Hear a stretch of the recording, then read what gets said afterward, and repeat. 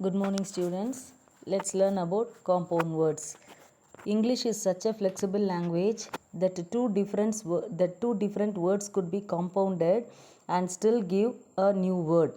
And the combination of the word could be anything grammatically. For example, a noun plus noun combination could be there, or it could be a verb plus noun, or a noun plus gerund form. So any such grammatical components is possible, but two words are compounded and it will be a new different word as such.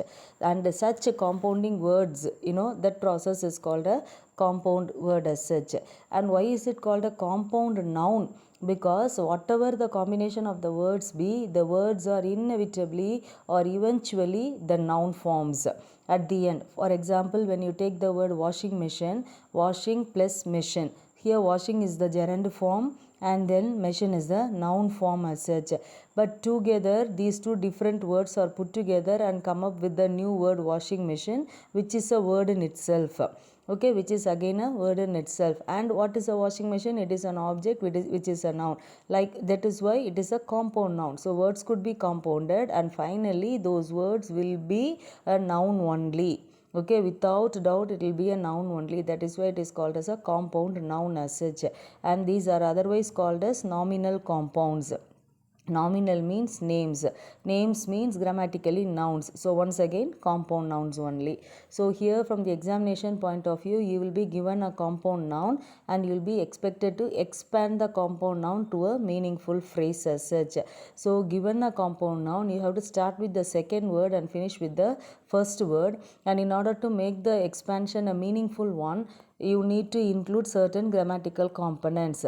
For instance, if there is an action involved, then you can include a verb, or to refer that you can include the relative pronouns. So if it is an object, then the relative pronoun which or that could be included. If it is a person, then the relative pronoun who could be included. If it is a place, then the relative pronoun where could be included. Likewise. Okay, so I'll give you certain examples to make you understand that. Take into consideration classroom. So class plus room, you have to start with the second word room. So meaningfully, you have to think about the word room that consists of that consists of a class, or that accommodates a class, I mean class of students. Okay, so that accommodates a class of students, is a classroom. Since room is a place, you can say where, or you can consider that as a thing and say that accommodates a class of students, or room where a class of students are is accommodated. That is how the expansion should be. Take for example glass jar made of glass. So when you think of the word glass jar, it is nothing but a jar made of glass. So that meaning you have to expand it appropriately. Your expansion shouldn't be a statement or a complete sentence, but a meaningful phrase only. Gas jar, if that is the compound noun, jar that is filled with gas or that contains gas, that holds gas, can be a meaningful expansion for the compound noun gas jar. Not necessarily you include the words as it is during the expansion, or when you expand the compound noun.